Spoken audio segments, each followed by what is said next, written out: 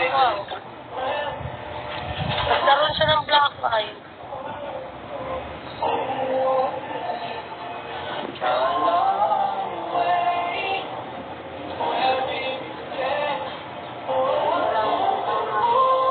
Bago na naman ako kakanta eh.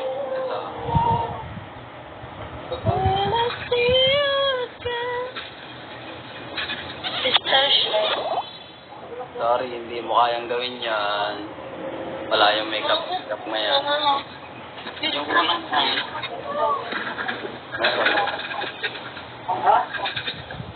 Ito, miss.